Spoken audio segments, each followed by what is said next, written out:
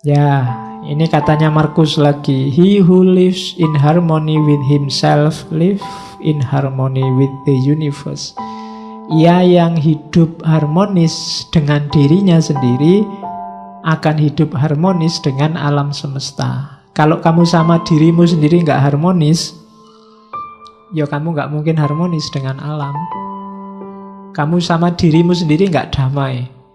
Nggak damai itu bisa pikiran sama perbuatanmu beda. Bisa antar pikiran kamu nggak jelas antara ya dan tidak. Itu namanya nggak harmonis. Pingin mutusin apa tapi nggak bisa. Pingin A tapi yang terjadi B.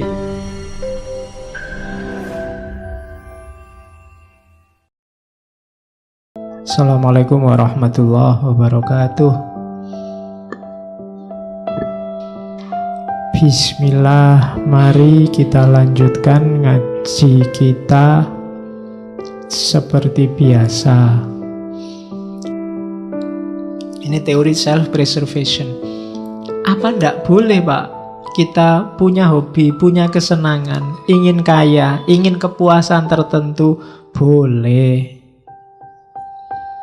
Cuma hati-hati melampiaskannya. Self-preservation itu melestarikan dirinya sendiri. Biar hidupmu enak, hidupmu nyaman, hidupmu bahagia. Hakmu untuk makan enak, hakmu untuk tidur nyenyak, hakmu untuk seneng-seneng, ya self-preservation itu. Tapi kayak Epikuros kemarin, jangan sampai kontraproduktif. Maunya seneng-seneng akhirnya susah. Kayak yang minum oplosan itu kan, maunya seneng-seneng, tapi akhirnya wallahu a'lam bishawab, innalillahi. Nah, itu kontraproduktif namanya. Ya seneng sama game ndak apa-apa, seneng sama internet ndak apa-apa, seneng sama WA ndak apa-apa, tapi penuhilah secukupnya. Dalam rangka apa? Self-preservation. Self-preservation itu melestarikan dirimu biar nggak cepat punah. Loh, yo, kalau kamu punah itu kan secara eksistensial maupun secara esensial. Kamu main game terus sekarang, ya mungkin masih hidup, tapi waktumu habis sia-sia. Temanmu sudah ngapain, kamu masih ngapain. Oke, jadi self-preservation. Jaga dirimu, lestarikan dirimu. Kalau ada yang kamu senengi, ya puaskan secukupnya. Kalau ada yang kamu takuti, ya kendalikan secukupnya, dan seterusnya. Biar kamu tetap lestari jadi manusia. Kalau enggak, ya dirimu bisa punah nanti. Kamu yang sejati enggak keluar. Yang keluar kamu yang iseng, kamu yang seneng-seneng, kamu yang bukan aslinya. Karena kamu enggak memberikan sepenuhnya. Suka lihat TV ya enggak apa-apa, ini sekedarnya saja. Jangan pulang dari kampus di depan TV sampai malam cekelani remote, enggak pindah-pindah. Acaranya enggak enak semua, ya enggak apa-apa, diganti channel. Oke, itu enggak self-preservation namanya. Terus, jadi ini ya, ini pikiran-pikirannya diawali dari Zeno. Nanti kita lihat gagasan-gagasan tokoh-tokoh utamanya satu-satu. Ya, ini katanya Markus lagi. He who lives in harmony with himself live in harmony with the universe. Ia yang hidup harmonis dengan dirinya sendiri akan hidup harmonis dengan alam semesta. Kalau kamu sama dirimu sendiri nggak harmonis, ya kamu nggak mungkin harmonis dengan alam. Kamu sama dirimu sendiri nggak damai. Nggak damai itu bisa pikiran sama perbuatanmu beda. Bisa antar pikiran kamu nggak jelas antara ya dan tidak. Itu namanya nggak harmonis. Pingin mutusin apa tapi nggak bisa. Pingin A tapi yang terjadi B. Itu nggak harmonis sudah. Kalau dalam dirimu sendiri perang terus, oh ya sudah, kamu tidak akan bisa harmonis dengan alam semesta. Maka harmonislah. Apalagi sama orang lain, sama dirimu sendiri kamu gegeran terus. Gimana sih aku ini, bikin malu aja. Gimana sih aku ini, kan sering gitu kan. bodoh banget ya aku ini tadi. Nah itu kamu sama dirimu sendiri aja gegeran, apalagi sama orang lain. Maka he who lives in harmony with himself lives in harmony with the universe. Itu Marcus Aurelius. Oke. Ini selanjutnya katanya Zeno. Saya bilang tadi ya di awal, Zeno dari Citium, bukan Zeno dari Elia. Karena nama Zeno itu banyak. Ada yang menganalisis dia satu akar kata sama Zen. Tapi nggak tahu juga. Ya memang ada kata-kata Zenonya, Zennya. Kalau yang nonton kartun Dragon Ball juga ada Zeno sama. Ya, yang nonton Dragon Ball Super itu, ya itu yang paling jagoan di antara jagoan itu. Padahal kecil. Oke, yang nggak suka kartun nggak ngerti mesti. Terus tidak ada ini kata, yang bisa mengusik kebahagiaan orang yang makomnya sudah wise, sudah bijaksana. Orang bijaksana itu tidak bisa sumpek. Kenapa? Tidak ada yang bisa mempengaruhi dia. Dia sudah kokoh. Uraiannya begini, misalnya, anggap apa wis yang paling bikin kamu tidak bahagia. Wah, saya nggak bahagia karena nggak lulus-lulus. Saya nggak bahagia karena kan banyak itu kamu munculkan di pikiranmu. Terus kamu galau. Kuncinya sebenarnya sederhana. Kamu jadi galau karena macam-macam tadi, karena kamu pedulikan semua itu. Cara paling gampang menghadapi itu semua, nggak usah dipedulikan. Nggak usah dimunculkan di pikiranmu, selesai. Pak, tesisku lho Pak, ndak dadi-dadi. Lah salah mbok pikir terus. Emangnya nek mbok pikir terus tesismu jadi tiba-tiba, kan enggak? Ya kan? Ya udah dikerjain aja tanpa harus galau. Wah ya memang satu-satunya jalan dikerjain. Ngapain energinya double, satu buat ngerjain, satu buat galau? Ya kerjain aja, nggak pakai galau. Yang bikin galau kan karena kamu tampilkan sendiri di pikiranmu, terus kamu sumpekkan dirimu. Kamu sumpekkan sendiri dirimu. Itu yang kuncinya sehingga kamu sumpek hidupmu. Wah ini ndak bisa Pak, saya mikir nggak ketemu jawabannya. Ya sudah, kalau nggak ketemu ngapain dipikir terus? Wong ndak bisa ketemu jawabannya. Ya sudah, kalau bahasa fikihnya mauquf aja. Kalau ada masalah mauquf, ndak bisa dijawab, selesai. Nggak usah dipikir terus. Wong dipikir jelas-jelas kamu ndak bisa jawab kok. Biarin aja. Nah, jadi kuncinya apa? Biar kamu nggak sumpek, ndak usah dibikin sumpek. Kalau nggak bisa dikerjain, ya ndak usah dikerjain. Kalau bisa, ya kerjain semampumu. Kan cuma itu dok rumusnya. Jadi orang yang bijaksana itu ndak bisa sumpek. Makanya kalau diilustrasikan film-film itu bagian tokoh yang bijaksana kan mesti senyum terus, nggak pernah merengut, karena nggak ada yang bikin dia sumpek. Nggak bisa ya sudah, memang nggak bisa. Oke, jadi yang bikin kita galau ternyata apa? Ya penilaian kita sendiri. Yang bikin kamu nggak bahagia dirimu sendiri. Cuma itu. Jadi tidak ada yang bisa mengusik kebahagiaan orang yang bijaksana. Orang bijaksana biasanya stabil, tenang, tidak gampang terpengaruh. Karena dia sudah ngerti porsi-porsinya. Oke, terus. Nah, katanya Marcus lagi. Reject your sense of injury and the injury itself disappears. Tolaklah rasa sakit itu, dan rasa sakit itu akan hilang. Jangan mau lama-lama sakit. Patah hati misalnya, kasih waktu aja secukupnya. Atau tolaklah. Diputus sih diputus, nggak pakai sakit sih ya biasa aja. Kemarin berdua, sekarang sendiri. Kan cuma itu aja situasinya. Kalau kamu nggak mau sakit, nggak akan sakit. Hanya kamu mau sakit sih.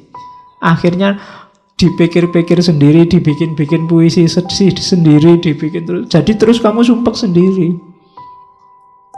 Jadi tolak aja rasa sakit itu. Habis dimarahi dosen, sakit hatiku. Lah ngapain? Aku nggak mau sakit. Nggak sakit. Tapi karena kamu mau memasukkan rasa sakit itu dalam dirimu, ya sakit. Jadi reject your sense of injury and the injury itself disappears. Wong kamu baca WA aja kadang mangkel, kadang marah, kadang sakit, lu ngapain? Wong yang bikin ngawur kok, kadang ngarang-ngarang, kadang bohong. Wong kamu sudah ngerti hoak gitu loh, kamu marah. Lah kok mau-maunya kamu menghabiskan energi untuk marah terhadap sesuatu yang tidak ada hubungannya sama dirimu. Kamu sakit tentang sesuatu yang menurut kamu itu tidak benar. Tidak benar kok bikin kamu sakit, ya nggak usah. Jadi reject, tolaklah rasa sakit itu dan dia akan hilang. Itu yang katanya Marcus Aurelius. Jadi jangan mau sakit, jangan mau galau. Kuncinya lagi-lagi ternyata di pikiran. Kamu sendiri yang mendramatisir, sehingga kasus biasa-biasa kayak film India. Jadi kamu terus nangis, padahal ya biasa aja. Ya kayak kapan tadi apa ya, saya dapat WA yang anak kecil ayamnya mati terus dia nangis itu. Itu kan ayam mati biasa, tapi ya karena anak kecil nangis. Kalau kamu ikut nangis juga, itu baru bahaya. Jadi yang kayak gitu kamu gak bisa menolak. Ada banyak hal yang sudahlah, itu gak penting. Oke. Terus, dan itu nanti hubungannya dengan kontrol kita atas keinginan. Manusia itu memang fitrahnya dia bahagia kalau keinginannya tercapai. Berarti kunci kebahagiaanmu ada di keinginan. Maka pinter-pinterlah menegaskan keinginan. Begitu kamu keliru, kamu sedang bunuh diri.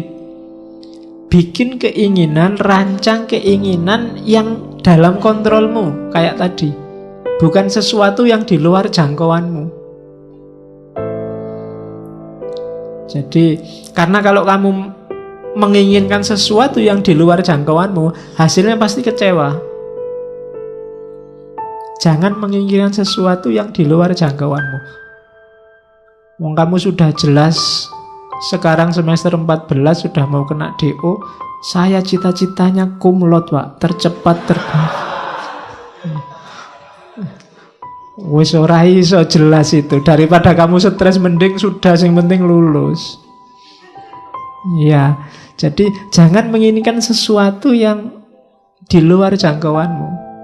Nanti lihat artis di TV kamu jatuh cinta, pokoknya aku harus dapat dia. Ya, tidak mungkin, jauh. Ya, wong artis itu, kamu siapa? Kan begitu. Nanti daripada kamu stres, tidak karuan juntrungannya loh. Ya cukup kamu beli kaca aja, lihat di kamar. Oke, jadi jangan menginginkan yang di luar jangkauan. Ukur kekuatanmu. Terus, karena kamu bisa kecewa kalau salah menetapkan keinginan. Saya, Pak, mulai sekarang ingin tiap malam sholat tahajud. Mulai jam 1 sampai subuh. Nggak putus-putus. Wis kecewa mesti kamu nanti. Ya. Kenapa? Mungkin di luar jangkauanmu. Wong kamu sholat subuh, ayo.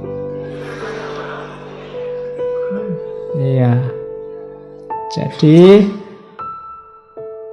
inginkan yang dalam jangkauanmu. Itu penting bagi yang tidak ingin stres. Oke. Karena itu, kalau tiba-tiba terbersit apapun yang menurutmu itu di luar jangkauanmu, kalimatnya Stoa apa? You are nothing in relation to me. Kamu tidak ada hubungannya sama aku. Jadi jauh-jauh.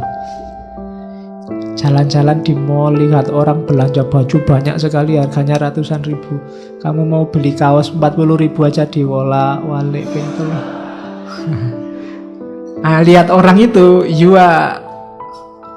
nggak ada hubungannya sama aku. Kita beda dunia. Jadi nggak usah membayang-bayangkan, menginginkan yang kayak yang kamu lihat. Nanti kamu malah stres sendiri. Jadi kamu harus punya senjata ini tadi. You are nothing in relation to me. Ada cowok cewek pacaran, cakep, cowoknya cakep, ceweknya cakep, kamu nonton. Kamu jomblo sudah bertahun-tahun. Biar nggak galau apa? You are nothing in relation to me. Kamu nggak ada hubungannya sama aku. Kita dunianya beda. Nah, lo itu lebih simple. Lah daripada kamu stres, mau kamu mangkel marah, malah menghabiskan energi kayak tadi untuk yang sia-sia. Biarin aja lah. Mereka punya dunia sendiri, aku punya dunia sendiri. Aku cukup nonton TV sendirian, di kamar sendirian, makan sendiri, masak sendiri. Oke, yuk bikinlah nanti narasi-narasi untuk lebih baik sendiri, lebih merdeka sendiri. Sudah apa-apalah untuk menghibur diri. Jadi inginkan yang bisa kamu kontrol. Untuk yang tidak bisa kamu kontrol, kok tiba-tiba kamu berhasrat, katakan you are nothing in relation to me. Kamu tidak nyambung lagi, kita frekuensinya beda. Nah gitu aja kan, lebih nyaman, lebih enak daripada kamu stres. Ada orang dinasehati baik-baik nggak manut, oh ya sudah, you are nothing in relation to me, kita beda jalur. Kan gitu. Kamu kan sering begitu, ada orang pikirannya beda sama kamu, terus kamu marah-marahin, dia juga marah-marahin kamu. Frekuensinya beda, dia apa-apain ya nggak nyambung. Tinggal kamu putus saja, ya kita frekuensinya beda. You are nothing in relation to me. Kita beda dunia. Nah, jadi itu caranya untuk bahagia. Kontrol keinginan. Dari situlah nanti kamu ketemu kebebasan. Kalau ada yang tanya bebas itu apa? Bebas itu inginkan yang berada dalam kontrolmu. Jangan inginkan sesuatu yang berada dalam kontrol orang lain.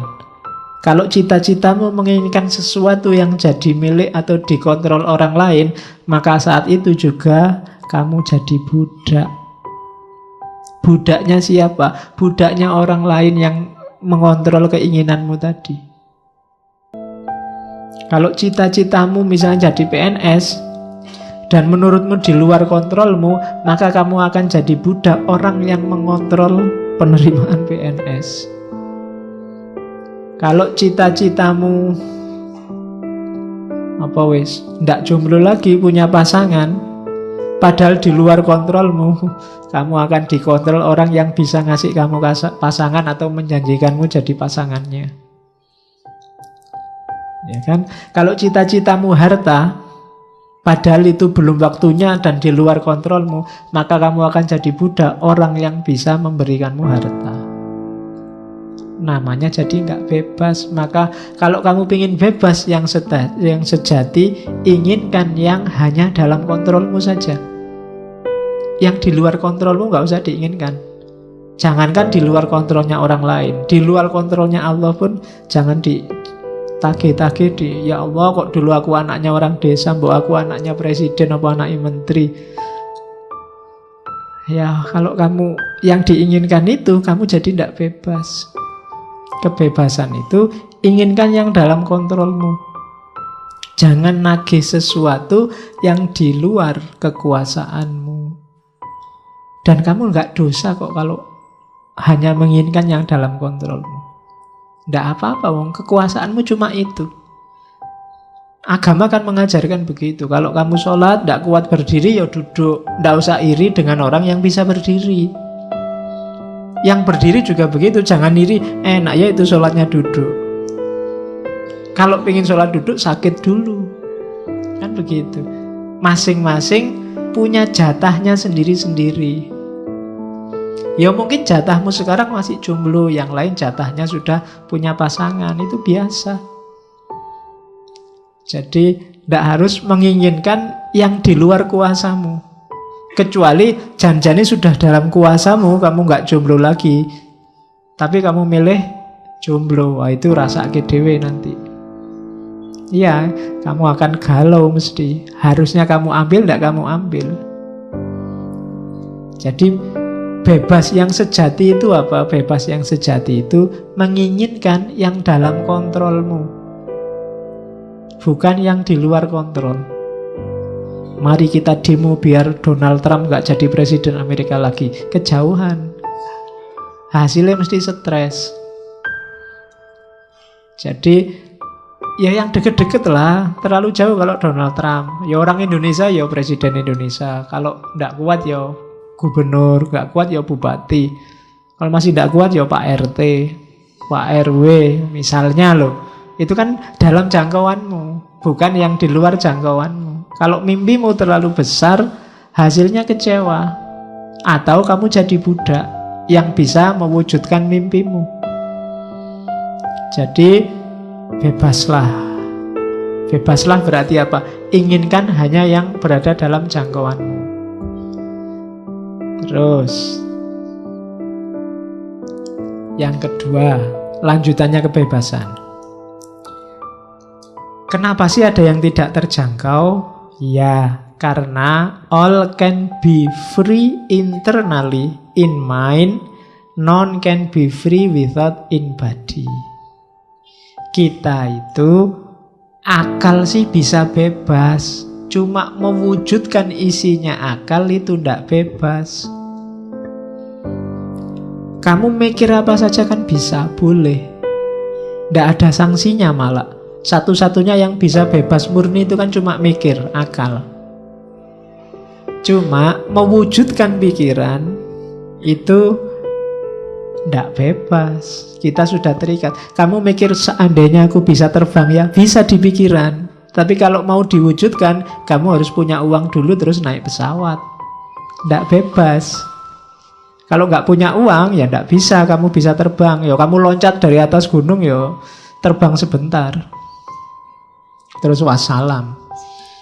Ya kan? Can be free, kita nggak bebas. Kalau mau diwujudkan nggak bebas sudah. Pak saya ingin jadi presiden, bebas. Begitu ingin mewujudkan, itu baru nggak bebas. Macem-macem sudah halangannya, nggak sesederhana mikir. Makanya dulu pernah saya bilang, kebebasan yang sejati bisa dalam pikiran. Dalam hidup sehari-hari halangannya banyak. Macem-macem in body. Mungkin kamu sumuk, pinginnya segera kayak gini, pingin nyopot baju terus kipas-kipas. Seneng ini sudah. Tapi kan begitu banyak orang di sini kan kamu nggak bisa. Kalau kamu nyopot baju di sini, yang lain mesti bubar baunya. Lo kan nggak bebas kan kamu nyopot baju akhirnya. Kenapa ada yang lain? Tapi di pikiran tadi kamu bebas. Menginginkan itu kan dalam pikiran. Bebas, kamu bisa. Kalau sekedar menginginkan bisa apa saja. Tapi kalau kamu tidak hati-hati, ketika keinginan ini kamu wujudkan, kamu akan dicegat oleh banyak sekali halangan in body, realitas sehari-hari. Jadi rumusnya di situ. Itulah kenapa biar kamu nggak kecewa, aturlah keinginanmu. Biar nggak terlalu banyak kecewa. Jadi cita-citamu apa sih? Keinginanmu apa sih? Sesuaikan dengan kondisimu. Tidak sesuai juga tidak apa-apa. Tapi ketika tidak sesuai, lahirnya kekecewaan atau perbudakan tadi. Kamu mikir memperkosa orang, itu kan di pikiran nggak masalah. Nggak ada orang hukum kamu. Nggak ada orang, kamu saya tuntut karena membayangkan memperkosa aku toh. Nggak iso. Kamu baru dituntut kalau perkosa beneran. Jadi bebas, pikiranmu itu kamu bikin apa aja bebas. Kamu ditolak, nembak ditolak terus awas ya kamu nolak aku tak bayangke engko awas. Lho bayangke itu kan bebas di pikiran. Nggak ada orang bisa nyegat kamu bayangke sopo, itu kan nggak bisa. Sekarang kan kadang nggak cuma bayangkan, gambarkan, gambar pakai Photoshop itu. Bisa kayak gitu kan. Cuma ketika sudah masuk Photoshop, itu sudah halangannya banyak. In body kamu bisa dipenjara kalau gambar aneh-aneh. Itu sudah in body. Kalau in mind, bebas. Murni masih ada di pikiran, itu bebas. Tidak ada orang dituntut, nggak ada orang dimarahi. Pak, saya membayangkan seandainya saya jadi wali, Pak. Nah itu kan orang, ya ora apa-apa, mikir rodok ya ora apa-apa, cuma di pikiran. Tapi kalau mau diwujudkan, halangannya banyak. Jadi rumusnya itu, kebebasan itu bisa dalam kamu mikir. Tapi begitu mewujudkan bebas, kamu akan ketemu banyak sekali halangan-halangan. Karena hidup ini coraknya katanya Stoik tadi fatalistik. Terus ini yang teori lain dari stoicisme, namanya teori apate. Apate itu nanti jadi akar kata, kalau bahasa Indonesia namanya apatis. Apatis itu kan kesannya sudahlah, tidak usah mikir hasilnya, paling ya begitu kan, itu apatis. Cuma arti aslinya begini ya, apatis itu apa? Orang melakukan sesuatu tanpa mikir hasilnya. Yang penting lakukan aja sebaik-baiknya sesuatu itu. Mbo hasilnya apa nanti? Itu apa tuh? Gambarannya kayak orang mana? Orang mana yang ndak mikir panahku nanti hasilnya kayak gimana, mikirnya gimana caraku manah paling baik. Itu apa tuh? Aku ndak tahu besok IP ku bisa 4 apa ndak, yang penting aku belajar sekuatku. Itu apa tuh? Aku ndak ngerti ngaji filsafat ini, aku paham apa enggak, yang penting teko sak kuat-kuatku ngantuk tak tahan-tahan. Itu apa tuh?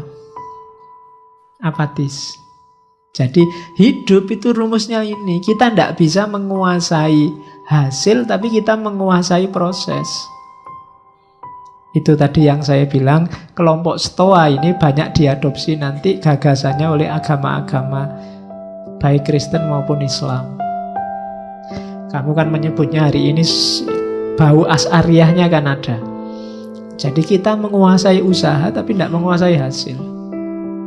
Itu namanya kalau di Stoa kiasannya kayak orang mana. Apakah panahnya nanti tepat sasaran atau enggak masalah. Yang penting kita sudah berusaha semaksimal mungkin. Seandainya enggak tepat, kita enggak menyesal. Yang penting kamu sudah belajar sekeras mungkin. Kalau hasilnya nggak maksimal, kamu nggak menyesal. Tapi kalau kamu nggak belajar sekeras mungkin, hasilnya kok nggak maksimal, kamu pasti menyesal. Karena, duh tadi mbok aku serius dikit. Kayak kamu garap tesis atau garap skripsi itu loh. Waduh ini sudah mepet waktunya. Udahlah, yang penting ono tulisannya. Mungkin besok-besok kamu menyesal. Coba dulu aku nulisnya agak serius dikit. Ada menyesalnya. Maka katanya orang-orang Stoa, hidup itu perhatikan proses. Berikan semuanya. Kalau kamu punya 100%, berikan 100%. Jangan tanggung-tanggung. Kita kan sering apa-apa itu, nanti kan bisa. Segini aja dulu, besok lagi. Selalu begitu.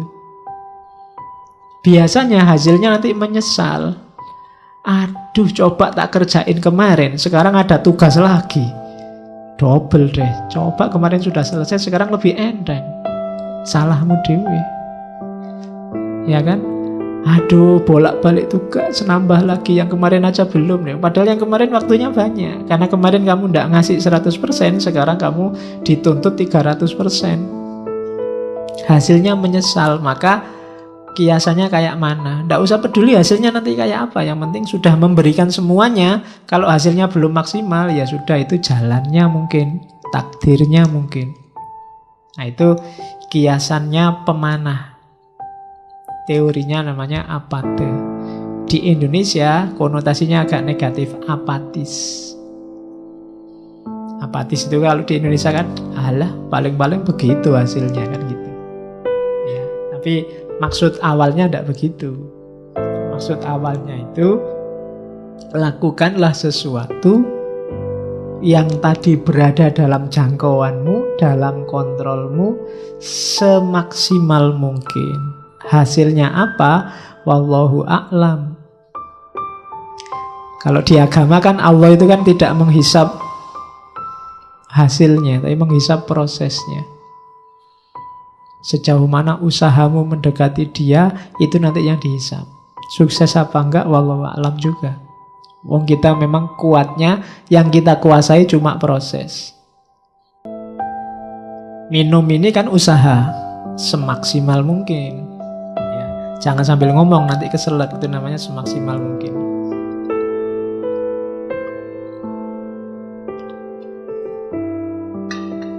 Kalau bisa minum, mungkin minum tak tahan-tahan, nanti saja. Nah, nanti selesai ngaji menyesal. Coba tadi minum, sekarang ndak habis deh minumannya kan. Jadi menyesal. Maka apa-apa itu maksimal. Yang minumnya belum habis dihabisin. Ya, daripada nanti ketendang. Oke, jadi baik buruk, menyesal tidak menyesal itu tergantung berapa persen usaha yang diberikan. Terus ini teori yang lain, kelanjutannya. We are actors playing roles we do not choose, and our duty is to play them as best we can, knowing that our fate is part of which larger order. Jadi kita ini pakai lagunya Ahmad Albar ya. Dunia ini panggung sandiwara. Sutradaranya bukan kita. Kita ini hanya aktor yang dikasih peran tertentu yang kita ndak milih.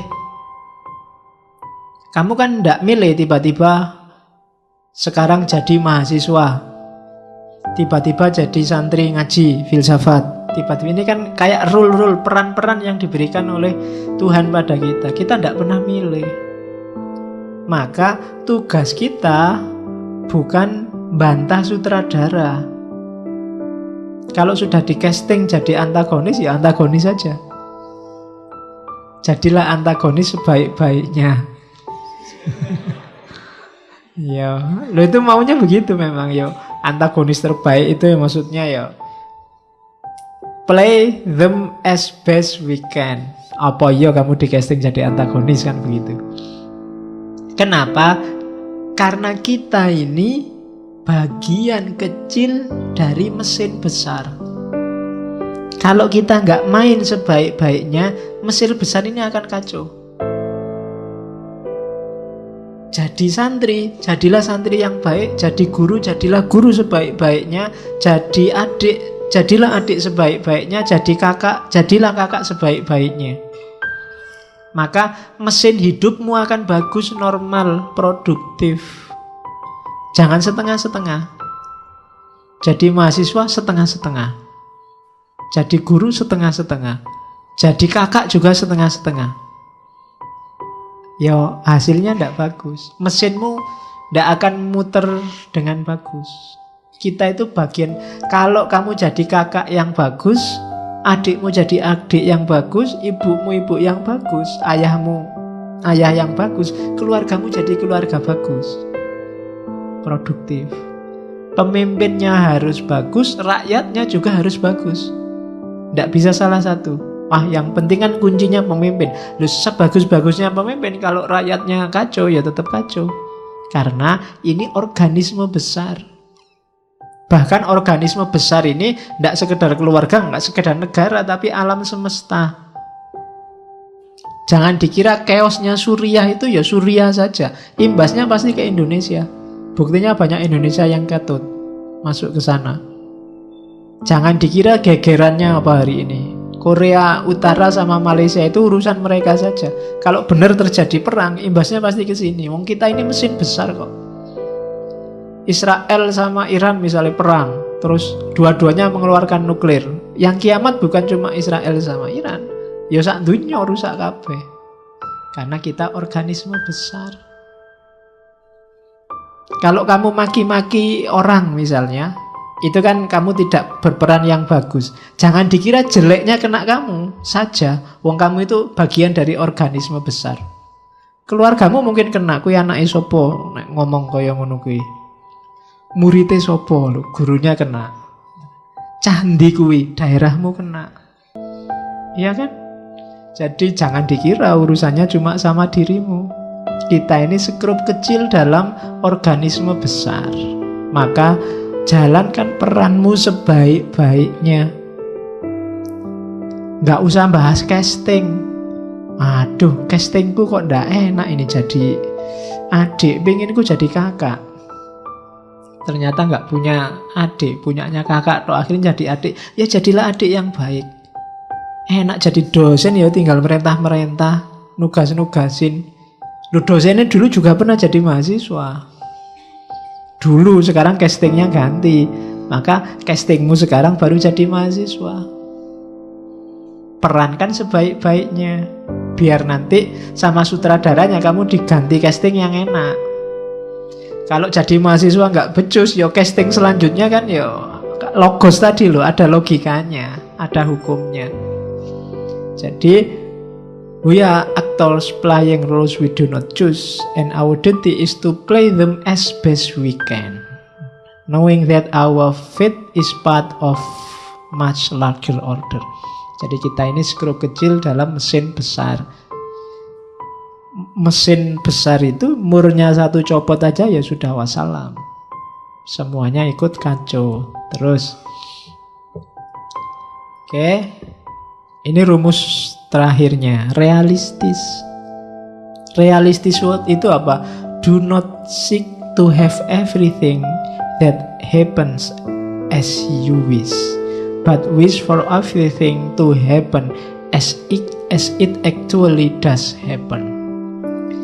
Jangan berusaha agar segalanya terjadi seperti yang engkau inginkan, namun inginkanlah agar segalanya terjadi seperti yang seharusnya terjadi. Jadi inginkan yang seharusnya, bukan inginkan sesuai keinginanmu, bukan mengusahakan sesuai keinginanmu. Jadi saya pinginnya sih nggak belajar Pak, tapi nilaiku bagus. Nah itu karepmu lah ngono kuwi. Gitu loh. Sunnatullahnya kalau pengen nilai bagus belajar. Jadi berusahalah agar yang kamu inginkan itu yang seharusnya terjadi. Hidupmu lebih damai. Hidupmu akan tenang. Kalau yang kamu inginkan jadi basisnya bukan keinginanmu tapi realitasnya. Itulah yang namanya realistis. Ya saya realistis saja Pak. Kalau jadi miliuner mungkin tidak bisa. Jutawan mungkin bisa lah kalau besok kira-kira kerjaan saya ini. Itu namanya realistis. Yang kamu hitung bukan keinginanmu. Kalau manut keinginanmu sih pengenmu jadi orang paling kaya se-Indonesia. Tapi ya orang mungkin. Nah itu namanya melihat fakta berdasarkan realitas, bukan berdasarkan keinginanmu. Itu namanya realistis. Kuncinya hidup tenang itu hidup yang realistis. Pak kalau wajah saya kayak gini ya, asal punya pasangan aja alhamdulillah. Itu lebih nyaman daripada saya Pak kulitnya putih, rambutnya panjang. Wis susah nyarinya. Ada kuda putih. Kulitnya putih, rambutnya panjang. Oke, jadi hiduplah realistis saja. Sesuai standarmu, ya kamu yang bisa ngitung. Kayak tadi loh, yang dalam kontrolmu. Di luar itu jangan. Terus filsafat politik. Ya, ini hubungannya sama tadi. Kita bagian kecil dari mesin besar. Maka dalam hidup bersama kuncinya harmoni. Harmoni itu terjadi ketika kita tidak ngitung keinginan kita, tapi yang kita hitung kepentingan bersama biar mesin besar ini jalannya bagus. Kehidupan bersama kita jalannya bagus. Manusia pertama-tama bukan individu tapi kawanan. Kawanan bahasa Indonesia ya, bukan bahasa Jawa. Ya bahasa Jawa kawanan itu jenenge. Jadi kawanan itu, kita ini pertama-tama makhluk sosial. Kita ndak mungkin dan ndak bisa hidup sendirian. Maka pentingkan dulu kehidupan bersama. Itu pertama, politiknya Stoa. Politiknya Stoa yang kedua, asumsinya adalah hidup ini, tak baca aja ya, karena semua manusia itu levelnya sama, harusnya kita ini kan manusia yang sama seluruh dunia. Harusnya ada aturan bersama yang mengikat kita. Hari ini sudah terwujudkan antara lain lewat model-model PBB, model-model deklarasi HAM. Itu dulu yang mencita-citakan awal orang-orang seperti kaum Stoa ini. Jadi jangan terlalu banyak aturan yang beda-beda. Wong kita ini manusia hidup di dunia yang sama. Bikinlah aturan yang berlaku untuk semua orang. Begitu aturan itu beda-beda, lahirnya pasti nanti diskriminasi. Nyari aturan seminim mungkin atas dasar kemanusiaan umum. Jadi bikin semacam unified human society.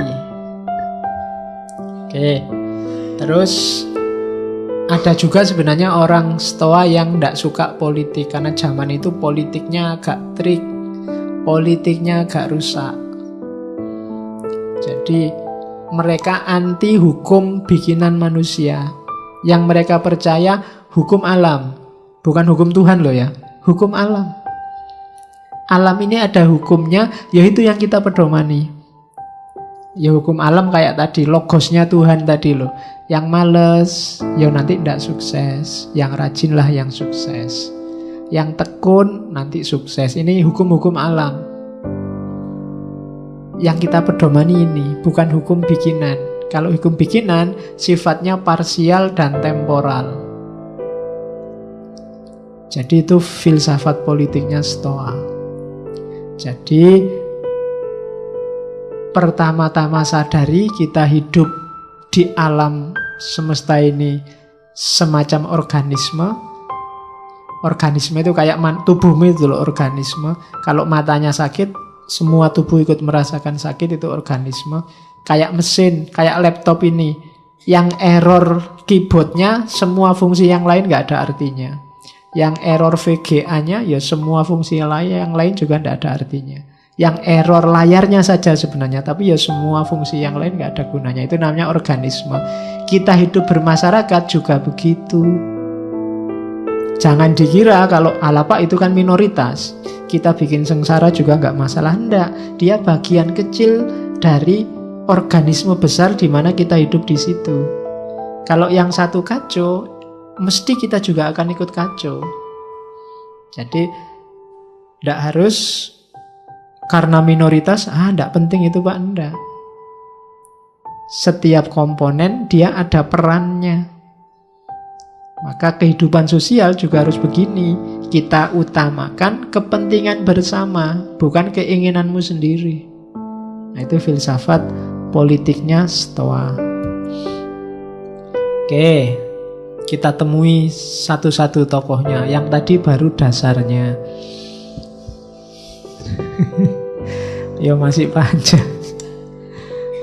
Ya masih panjang. Malam ini tuh saya cuma baru ngomong etika.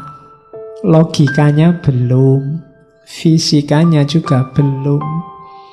Entah kapan nanti ya. Jadi kalau ada yang tanya, kapan Pak habisnya materi ngaji filsafat? Saya juga tidak tahu kapan.